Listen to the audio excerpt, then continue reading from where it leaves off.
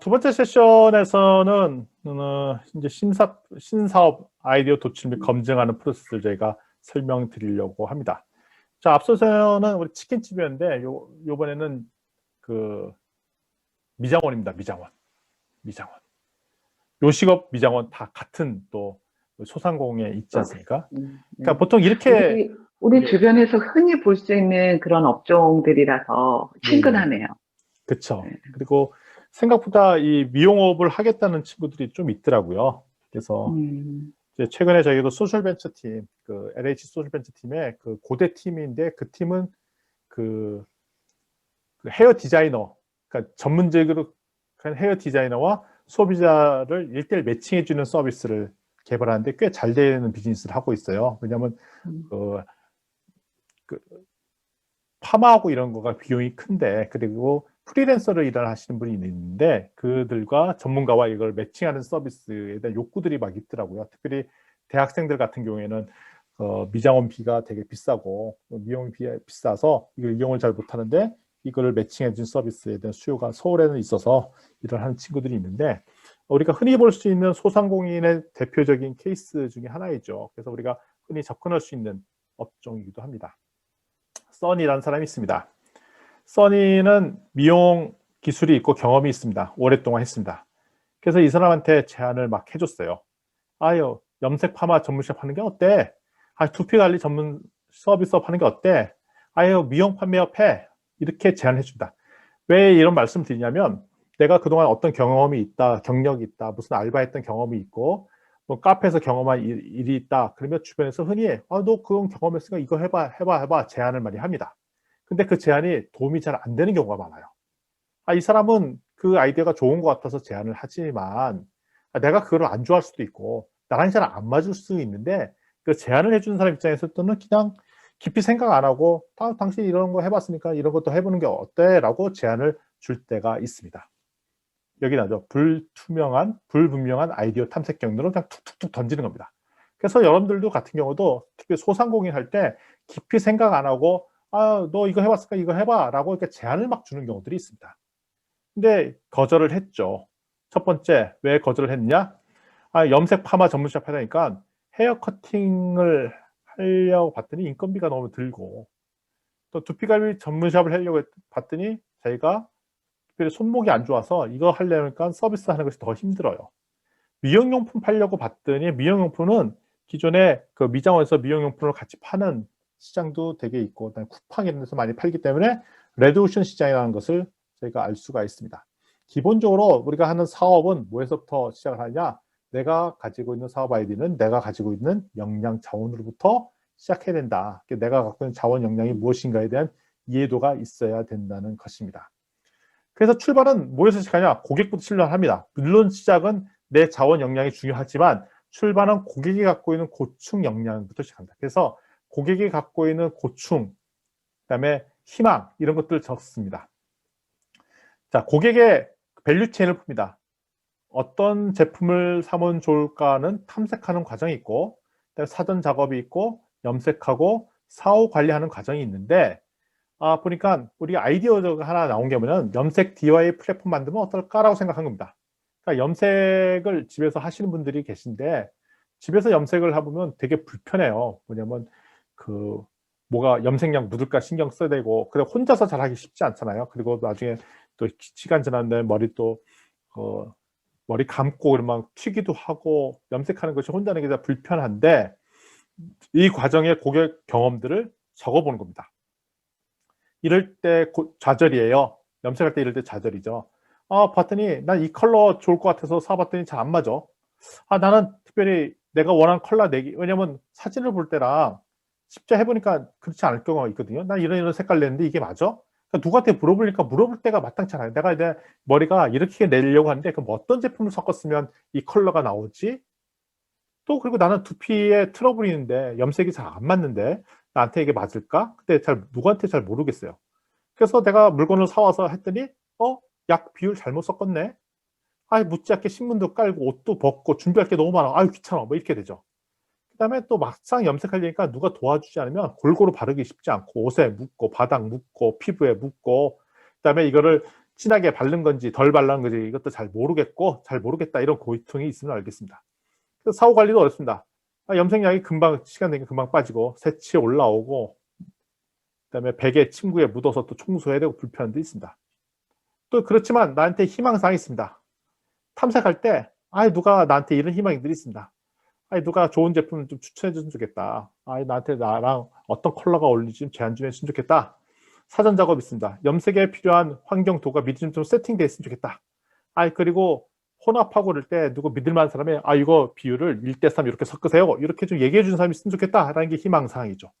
그리고 염색할 때 좀 깔끔하게 좀 처리가 됐으면 좋겠고 그다음에 내가 원하는 컬러가 잘 나왔으면 좋겠다 이런 희망사항들이 있습니다.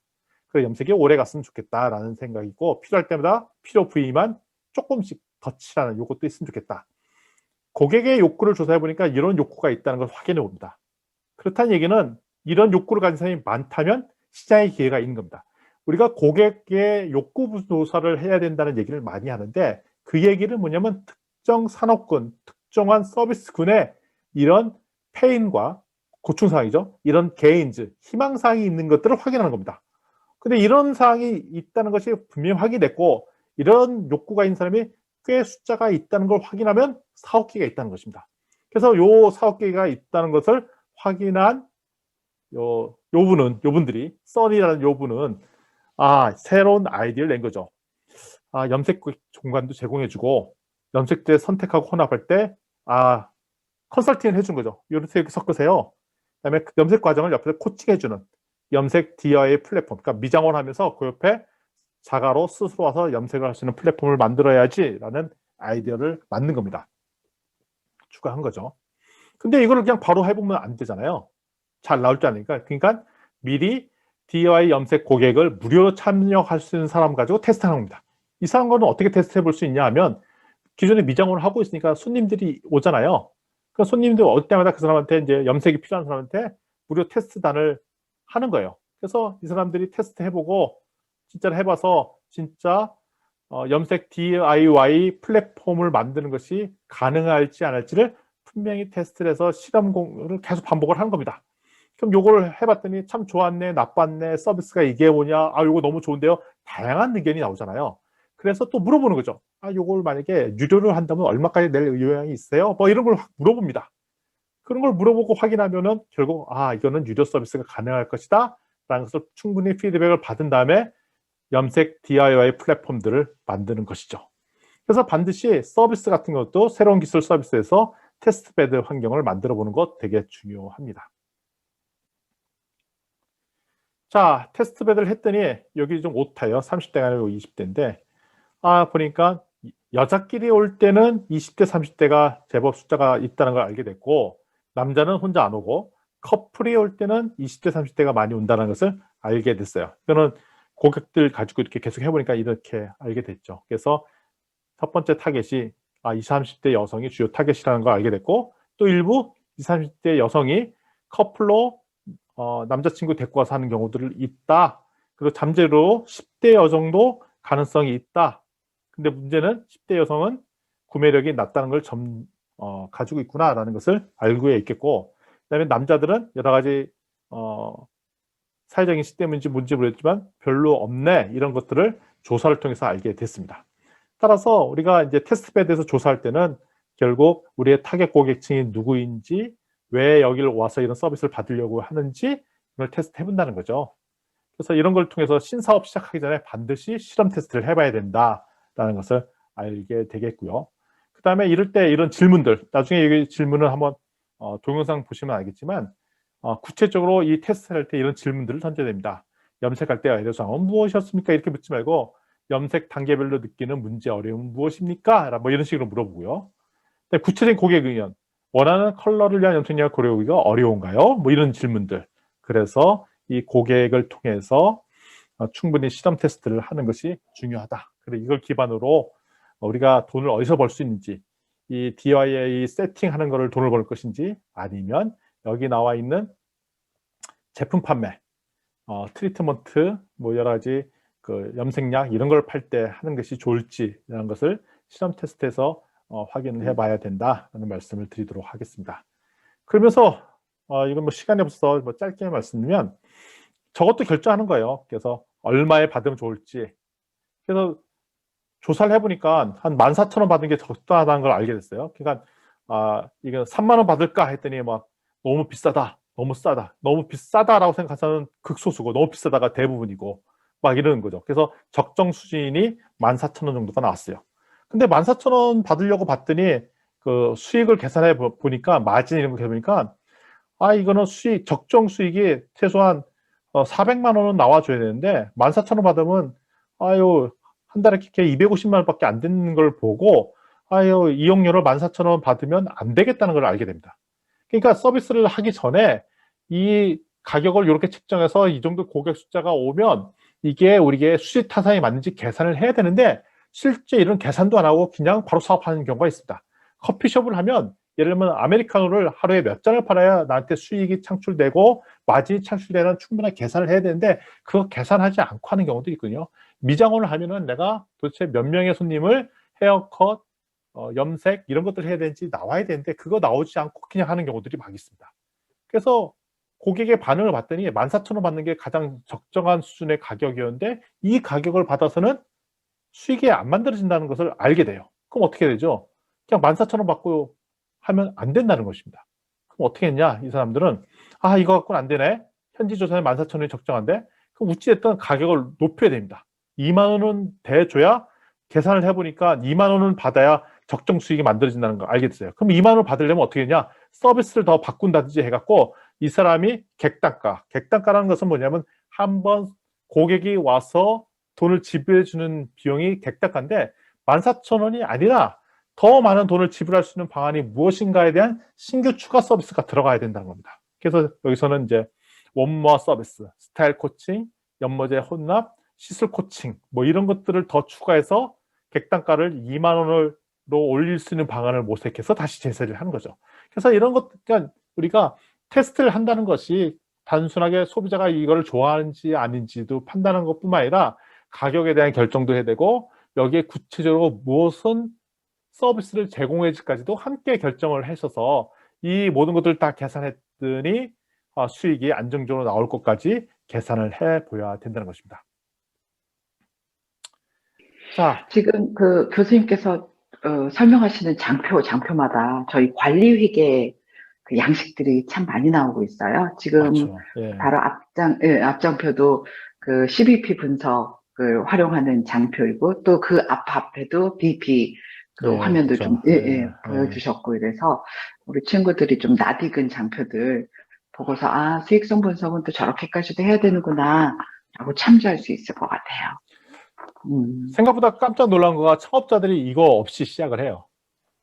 계산 그리고 안 하고. 회계학 개념, 네, 회계학에 대해서 아무것도 모르는 채 창업하시는 분들이 되게 많고, 그리고 여기도 보면 용어들이 주로 이제 우리 경영학 과목 중에서 인사, 뭐 생산, 마케팅, 회계, 뭐 이렇게 만약 나눈다면 마케팅 용어들이 좀 많은 편이잖아요. 왜냐면 그렇죠. 예. 고객이 어떻게 생각할까에 초점을 맞추다 보니까. 음, 그런데 결국은 고객 중심적이긴 해야겠지만 그걸 분석하는 건 회계학적으로 접근을 해야 되는데 맞아요. 마케팅적으로만 생각을 해서 이런 소액성 분석에 대해서 배워본 적도 없고 그래서 그렇죠. 회계적 마인드가 별로 없는 것 같아요. 그래서 어디 가셔서 이거 창업 교육 하실 때 반드시 기본 회계나 그런 걸 좀 듣도록 알겠습니다. 홍보해 주시고 특히 모든 분석은 다 관리회계적인 분석들이거든요. 예, 근데 예. 관리회계의 중요성을 잘 몰라요. 서울은 그래도 좀 아는데 지방으로 내려올수록 원가 회계만 좀 관심 있어 하고 이 모든 게 다 관리회계 영역인데도 관리회계라고 생각을 안 하는 것 같더라고요. 홍보 좀 많이 해주세요. 그래도 희망을 가지실 거는 서울도 잘 안 합니다. 똑같습니다. 똑같습니다. 그래요? 예. 너무 안타깝다. 그러니까 하긴 우리 회계학을 배운 사람들이 가서 할 말이 많아지는 거죠. 아직도 모르고 있기 때문에. 특별히 이제 공대에서 기술 창업하고 스타트업 하면 이런 계산들 시작하게 하면 머리 아파하고 네. 우리 좋은 제품 만들면 다 잘 팔리는데 왜 이런 걸 해야 되냐 뭐 이런 식으로 접근하시는 분들도 많고 네. 그리고 또 마케팅 하시는 분들도 이렇게 좀 세부적으로 이렇게 수익 계산이라는 이것들을 하지 않고 그냥 시작하는 경우들도 많고 반면 이제 회계를 전공하시는 분들은 다양한 이제 사업 아이디어를 만든다거나 이럴 때는 또 그것도 힘들어하시는 분들이 있고, 그래서 이런 통합적으로 이걸 하는 역할들이 되게 필요한 것 같아요. 그래서 그 통합적 역할이 바로 관리회계적 마인드를 갖는 거예요. 맞습니다. 예. 네. 그러면 되게 쉬운데, 우리 학생들마저도 사실 관리회계가 그냥 시험 보기, 중간고사나 기말고사 보기 위한 용도로만 써서 이 본 과목은 관리회계 실무거든요. 아, 예. 다양한, 예, 예. 다양한 그 사람들을 만나고 또 다양한 분석법들을 들으면서, 아, 관리회계가 경영학 전체로구나 하는 그렇죠. 것을 이해시키려고 이런 것들도, 네. 그러니까 그렇게 알도록 만드는 것도 제 수업의 목표이기도 해요. 맞습니다. 제가 사업계획서를 쓰다 보면, 창업자들 사업계획서를 보면 뒤에 그런 BP 분석이나 이런 것들이 후반부에 들어가 있는데, 상당수 이거를 좀 대충 한 경우들이 되게 많이 있어요. 그러니까 깊이 생각 안 하고 그냥 그려놓은 거죠. 그려놓은 거. 계산 안 뽑아보고.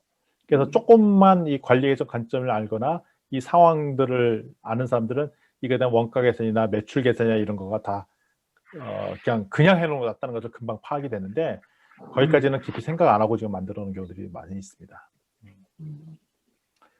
자, 요걸 기반으로 해서 그러면 수익이 더 그러니까 예를 들면 이렇게 했더니 수치가 안 맞아. 그럼 어떻게 해요? 모델을 바꿔야 되잖아요. 안정적인 수익이 창출하려고. 그래서 이제 더 매출을 늘리니까 이제 면도날 전략을 쓰기도 하고, 또 이게 안 되니까 이제 포커스를 다른 걸 바뀌기도 하고, 또 이런 것들을 해보려니까 뭐 실험 테스트를 하는 겁니다. 그래서 이런 초안이 나오면 MVP라고 해서 최소 기능만 담은 걸 가지고 테스트를 합니다. 그런데 이런 경우가 있어요. MVP 테스트를 해보라 하면 비용이 또 많이 들여서 하는 경우도 있습니다. 근데 최근에 컨셉은 뭐냐면 절대로 MVP 테스트라는 것은 미리 우리가 아이디어가 시장 반응인지를 테스트하는데 거기에 돈이 들어가면 안 됩니다. 그래서 얼마까지 들어가냐? 거의 돈이 하나도 안 들 정도로, 여기는 100만 원에 승부 보자고 했는데, 물론 학생들 입장에서 볼 때는 100만 원이 꽤 큰 돈이겠지만 사업하는 사람 입장에서 100만 원은 그냥 일상적으로 드는 돈이거든요. 근데 무슨 실험 테스트를 해보자고 해서 1000만 원 이상의 돈이 들어가서 실험 테스트 하는 것은 안 된다. 그래서 철저히 MVP 테스트 할 때는 최저가로 들여서 고객 반응을 보고 고객의 반응이 있으면 그 다음 스텝으로 가야 된다. 그래서 이런 테스트를 하는 것이 MVP 테스트다라고 말씀을 드릴 수 있겠습니다. 이런 과정들을 계속 하다 교수님, 예. 네. 교수님 또 그 캡스톤 디자인 교과목도 강의하고 계시잖아요. 이번 디자인 학기는 안 하고 띵킹. 이번 패스톤 학기는 안 안 하고 하시고. 있고요. 디자인 시킹은 네. 별도로 하고 있죠, 강의를. 네네. 우리 디자인 띵킹 사고가 바로 이거잖아요. 그 예, 프로토타입 제작할 때 예. 싸고 쉽게. 쉽게 네, 그냥, 버리더라도 아깝지 않도록. 아깝지 네. 않도록. 그래서, 네, 저희도 캡스톤 디자인 교과, 여보세요? 죄송해요. 네네. 예. 사업비를 좀 지원을 해주는데, 그래서 다행히 이런 그 MVP 제품들을 싸고 쉽게 만드는 것에 한 번씩은 다 노출이 돼요. 우리 학교 학생들도요. 아주 다행입니다. 다행이라고 생각을 해요. 예. 네. 예. 그래서 MVP 테스트를 통해서 고객의 결과를 우리는 콜 투 액션이라고 합니다. 콜 투 액션. 그래서 심지어는 고객을 반응을 테스트하는 것인데, 실제 홈페이지라면, 웹사이트라면 클릭을 했느냐, 아니면 진짜 구매하려고 하느냐, 뭐 이런 것들을 반응을 보는 것이 MVP 테스트고, 그래서 MVP 테스트한 결과를 나중에 이런 분석, 진짜 관심 있는 자, 진짜 사려고 했던 사람, 이런 테스트를 받도록 했는데, 사업계획서 쓰거나 할 때 이런 콜 투 액션 테스트까지도 해주면, 진짜로 이 사람들이 반응이 있구나라는 것을 알 수가 있는 것입니다. 자, 이런 걸 방문을 통해서 이제 다른 성장 전략을 짜고 하는데, 앞서 했던 거를 좀 정리하면 이렇습니다. 내가 갖고 있던 보유한 자원들이 있습니다. 제약 조건들이 있고요. 이걸 기반으로 가능할 수 있는 사업 아이디어를 1, 2, 3, 4, 5를 다양하게 아이디어를 기반으로 이렇게 만드는 겁니다. 기본적으로 가지고 있는 역량을 기반으로. 두 번째, 그 역량을 가진 걸 가지고 구체적으로 더 이렇게 필요한 자원들, 네트워크 이런 것들을 정리한 장표가 이거겠고요. 그러니까 이 두 가지 정도를 작성하면 신사업 아이디어를 발굴할 수 있는 기반을 만들어 주는 것입니다. 그러니까 예를 들면 써니 같은 경우는 이렇게 한 거죠. 내가 기술과 경험에 따지면 미용 자격증 경력 13년, 뭐 염색 주특기 뭐 이런 경우. 물리적 자원으로는 한 5평 정도 되는 미용실 갖고 있고, 그렇지만 투자 여력은 더 없다. 네트워크는 미용사협회에 촉구를 경험하고 있다. 미용 일을 좋아한다. 그렇지만 제약 조건이 오른손목이 안 좋아갖고 두피 마사지 이런 거는 잘 못한다. 이런 것들을 감안을 할 때 마사지 이런 쪽으로 하는 것이 아니라 그냥 염색 DIY 플랫폼으로 하는 게 좋겠다라고 파악을 했다는 그런 말씀을 드린 겁니다. 그래서 내가 할 수 있는 역량 이런 것들을 함께 감안해서 신규 사업을 정하는 것이 좋겠다라는 거고요.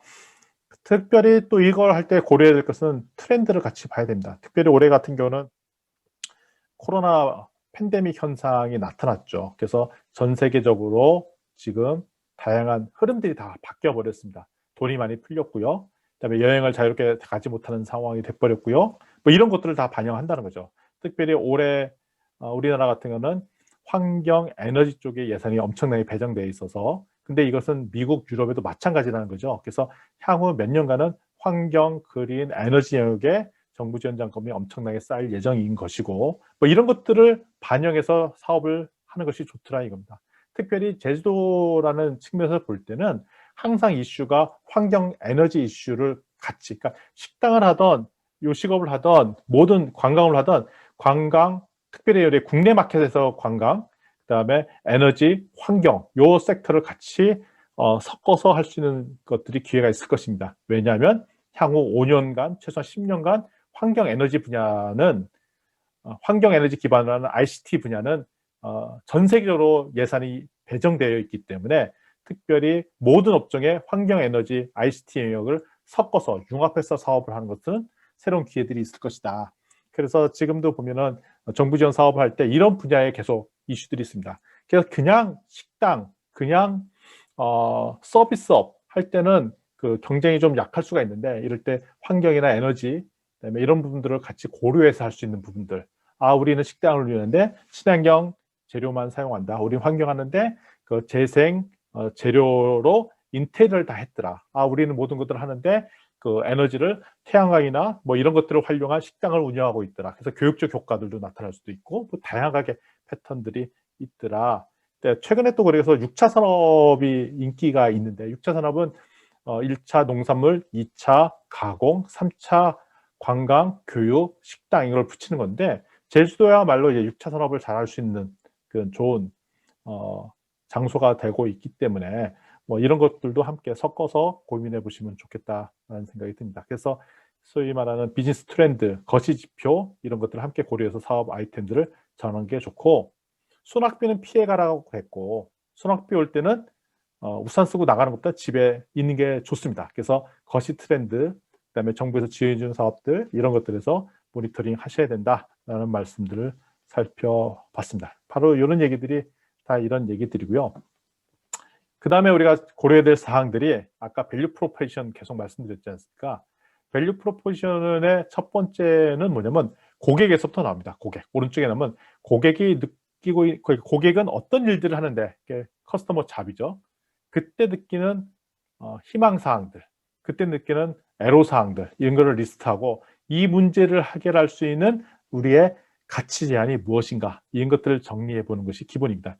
이것은 비즈니스 모델 9블록 캔버스의 두 축이 핵심이에요. 이쪽이 밸류 프로포지션, 고객 세그먼트, 커스터머 세그먼트, 이 두 영역만 정리가 되면은 거의 9블록의 핵심이다. 그러니까 9블록 캔버스에 꼭 가장 신경 써야 될 두 요소가 바로 요 부분이에요. 밸류 프로포지션, 커스터머 세그먼트. 아까 여기 9블록 조그맣게 그려진 거 보이시죠? 코딱지만하게 그려져 있는데, 이 가운데 블록과 맨 오른쪽 사이드, 요거를 잘 작성하는 것이 중요하다라는 말씀을 드릴 수 있겠습니다.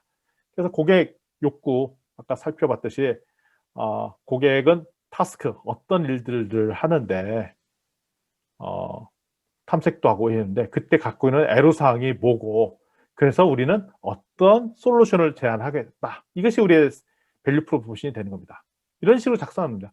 고객은 맨날 어떤 일들을 하는데, 근데 이때 느끼는 불편사항들이 이거고, 그래서 우리 이런 대안을 주겠다. 이렇게 접근한다는 거죠. 고객은 맨날 염색하는데, 혼자서 염색하다가 뭐 때문에 애로사항이 있어서, 그래서 우리가 자가 스스로 할 수 있는 염색 서비스를 제공해 주겠다. 뭐 이렇게 한다는 것이죠. 따라서 이런 장표들을 만들어서 사용할 수 있는 것이 좋겠다. 앞에 했던 내용들입니다. 이 뒷부분은 추가적인 부분들인데요. 전체 안 하고 몇 가지만 더 간단하게 설명만 드리도록 하겠습니다. 이제 일단은 사업에서 성공했으면 이게 시간이 지나면 질수록 더 확대를 해야 됩니다. 그럴 때는 새로운 신규 고객의 욕구들을 창출해서 새로운 시장으로 옮겨가는 것, 이것이 이노베이션이다 라는 것을 말씀을 드릴 수 있겠고요. 그래서 한번 식당이 잘 되고 그 치킨집이 잘 되었으면 그를 더 확대해서 이거를 제3의 프랜차이즈로 만들고 또 다른 서비스를 만들려고 노력하는 것이 이노베이션이다 라는 것을 해서 결국 회사는 하나 만들어지고 아무리 카페도 만들어졌다 해서 그것이 한 번 만들어진 모델이 영원히 가는 것이 아니라 1년, 2년, 3년 되면 계속 지속적으로 바꿔 나갈 때 어떻게 확장하면 좋을까라는 얘기들을 하고 있습니다. 관리회계적에서 BP 뭐 이런 것들을 하면 좋겠고요. 그래서 예를 들면 다양한 비즈니스 모델들이 있는데 예를 들면 무료로 제품들을 제공해주고 돈은 딴 데서 버는 방법도 있습니다. 플랫폼을 만들어주고 플랫폼 만들어주는 대신 예를 들면 거래 수수료를 받는 겁니다. 거래 수수료. 거래 수수료를 받는지 광고 수입을 하는지 아니 프리미엄. 기본적인 것은 무료인데 특정한 이 서비스를 이용할 때만 유료로 쓰세요. 뭐 이렇게 할 수도 있겠죠. 아니면 우리는 주방은 무료로 빌려주는데 여기서 다양한 식자재는 저희가 쓸 수 있습니다. 뭐 이런 식으로 할 수도 있다든지 뭐 이렇게 다양한 전략들을 만들 수가 있습니다. 따라서 우리가 이런 모델들을 가능하죠. 거래 수수료 모델, 예를 들면 블라블라카, 이게 공유 자동차, 카풀 매칭이고요. 에어비앤비, 요기요, 이런 배달 서비스 이런 것들은 기본적으로 공간이 있는 곳을 빌려주는 데가 이제 에어비앤비 서비스지 않습니까? 그래서 우리는 뭐냐? 여기서 무료로 이용할 수 있는데 거래 수수료만 발생해서 벌겠다. 뭐 이렇게 하면은 많은 사람들 끌려다닐 수 있는 매력 포인트도 있겠고요. 이제 광고 수익으로도 벌 수 있습니다. 페이스북, 네이버, 웹툰 이런 것들을 마음대로 쓸 수 있는데 거기서 광고로도 돈을 벌 수도 있겠고, 그것이 아니라 기본으로 받을 때는 다 무료예요. 그렇지만 파워 유저한테는 돈을 벌겠습니다. 라는 소위 말하는 구글 드라이브라든지 뭐 에버노트 이런 서비스들, 그다음에 각종 온라인 게임들 같은 경우도 기본적인 건 다 무료인데 부가적인 아이템을 구매할 때는 돈이 든다든지 뭐 이런 서비스를 할 수도 있습니다. 이것도 식당에서도 가능하더라 라는 것들을 생각해 볼 수 있습니다. 간혹가다 이런 서비스 한 데가 있어요. 카페 중에 월정액으로 커피숍을 운영하는 데도 있습니다. 그러니까 정액제 한 달에 10만 원 내고 마음 놓고 이용해라 뭐 이렇게 제공해주는 사업자들도 있겠고요. 다양한 모델들이 가능하다. 이것이 비즈니스 모델을 바꾸는 작업들이더라 라는 말씀을 드리도록 하겠습니다. 제가 목표했던 시간이 딱 되었습니다. 여기까지 하면은 대충 살펴본 것 같아요. 뒤에는 더 업그레이드된 얘기인데 여기 정도에서 제가 이야기를 정리해 보도록 하겠습니다.